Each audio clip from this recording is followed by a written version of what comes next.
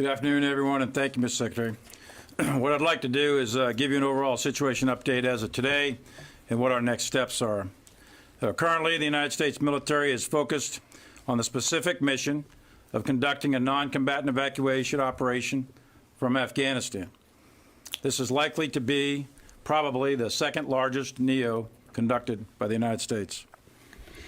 Our key tasks are to establish and maintain security at the Kabul International Airport, defend the airport from attack, evacuate all American citizens from Afghanistan who desire to leave this country, evacuate any third country national or allies and partners as designated by the Secretary of State, evacuate personnel with State Department designated special immigrant visas, and evacuate any other evacuees that the State Department designates. The President of the United States made a decision to withdraw U.S. forces from Afghanistan on April 14th. Since that date, we conducted a deliberate and responsible drawdown of U.S. forces to less than 1,000 with the specific task of securing the U.S. Embassy and our diplomatic presence in Afghanistan. Since then, the security situation rapidly degraded. Today, the situation is still very dangerous, very dynamic, and very fluid.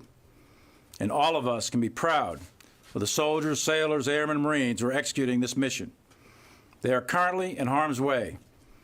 That needs to be our focus. There'll be plenty of time to do AARs, but right now, our mission is to secure that airfield, defend that airfield, and evacuate all those who have been faithful to us. There'll be many postmortems on this topic, but right now is not that time. Right now, there are troops at risk, and we are the United States military, and we fully intend to successfully evacuate all American citizens who want to get out of Afghanistan. All American citizens who want to get out of Afghanistan. They are our priority number one. In addition, we intend to evacuate those who have been supporting us for years, and we're not going to leave them behind. And we will get out as many as possible. Our troops in Kabul are taking high risks to accomplish that mission. Every minute, these troops are on the ground, making difficult decisions with incredible skill, incredible bravery, and incredible valor. Currently, the security situation at the airport is stable. However, there are threats, and we're closely monitoring those. At any moment, they could happen. We can identify them. If we identify them, we will take immediate military action without hesitation in accordance with our rules of engagement. And the Taliban and every other organization in that country knows it. The Taliban are in and around Kabul right now, but they are not interfering with our operations. Through the State Department, the Taliban are facilitating the safe passage to the airport for American citizens, that is, U.S. passport holders. We also have a risk, as you saw the other day, of unarmed innocent civilians massing on the airfield where they became a safety hazard to our airplanes, our air crews, and also to themselves. And we currently have that situation under control inside the airfield. There's many other risks out there, and the troops are dealing with those every single day in this volatile environment, which can and likely will change rapidly. Let me make one comment on the intelligence, because I'm seeing all over the news that there are warnings of a rapid collapse. I have previously said from this podium and in sworn testimony before Congress that the intelligence clearly indicated multiple scenarios were possible.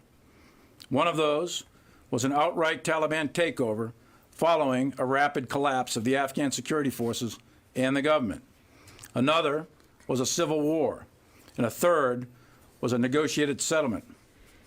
However, the time frame of a rapid collapse that was widely estimated and ranged from weeks to months and even years following our departure.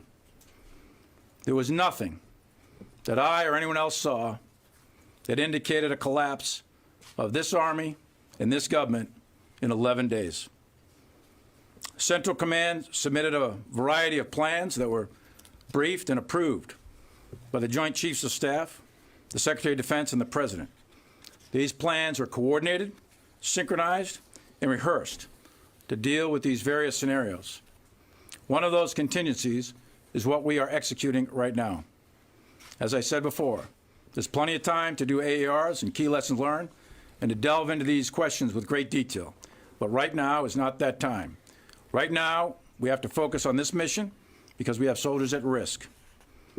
And we also have American citizens and Afghans who supported us for 20 years, also at risk. This is personal, and we're going to get them out. And we in uniform have a deep commitment to this mission. Now, let me give you an operational update. The security situation, as I said, is currently secure at this time. And since 12 August, we've deployed 2 United States Marine battalions, 1 battalion from the Minnesota National Guard. All 3 of those were pre-positioned in theater, CENTCOM AOR, as part of the contingency planning.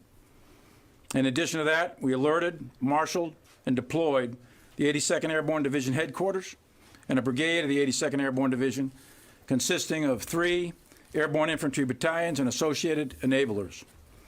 And finally, there was an infantry battalion from the 10th Mountain Division securing the U.S. Embassy in Kabul. In addition, we are operating on the ground with a variety of special operations forces. That, in combination with our ground forces, we have some of the best soldiers and Marines the world has ever seen. In total, there are 20 U.S. maneuver companies currently on the ground, with about 4,500 troops, and the flow continues. The President has authorized, as you all know, up to 6,000. On top of them is the United States Navy and Air Force. We have multiple squadrons of F-18s, AV-8s, F-16s, AC-130s, B-52s, and MQ-9s. We have a significant amount of rotary wing aviation on the ground, including attack and lift helicopters. In addition, we are working with our allies and partners. There are British infantry rifle companies, along with British Special Forces on the ground working with us. There's also Turkish Security Force, and there are other international special operations forces. This force is capable of extracting a significant amount of people on U.S. Air Force aircraft. Right now, we're averaging about 20 sorties of C-17s every 24 hours. We have the capability to significantly increase that throughput as the Department of State makes evacuees available. As the Secretary said, we've already evacuated approximately 5,000 people, and we intend to increase it. In addition to the military airflow, there's a variety of commercial and charter flights taking out evacuees on behalf of various other countries and NGOs. The military side of the airfield is open, and the civilian side of the airfield is also open, and we intend to keep them both open for military, commercial, and charter flights. One caveat on the civilian side, however, is that the airframes have to come in by visual flight rules only, and a NOTAM has gone out to all the air crews. The State Department is working to rapidly increase the flow of passengers available to get out on the aircraft, and we are fully supporting them with our military personnel at the entrance gates. In this highly dynamic environment, there's a number of unexpected challenges that can and likely will continue to occur, and we rely heavily on the talent, skill, and training of our troops. We've got great people across all the ranks and services out there right now on this mission. In addition to Afghanistan, which is clearly our main effort, we're also conducting humanitarian assistance operations in Haiti in the aftermath of a 7.2 magnitude earthquake with a significant loss of life. And on the West Coast, we're fighting wildfires, and we continue to conduct COVID support and other operations around the world. As we reflect on these difficult and challenging times, every soldier, sailor, airman, Marine, Coast Guardsman who's fought or conducted operation in Afghanistan, almost 800,000, should hold their head high. For more than 20 years, we have prevented an attack on the U.S. homeland. 2,448 lost our lives. 20,722 were wounded in action, and many others suffered the unseen wounds of war. To each of them, I want you to know personally that your service mattered. As the Secretary said, for both he and I, this is personal, and I know it's personal for each and every one of you.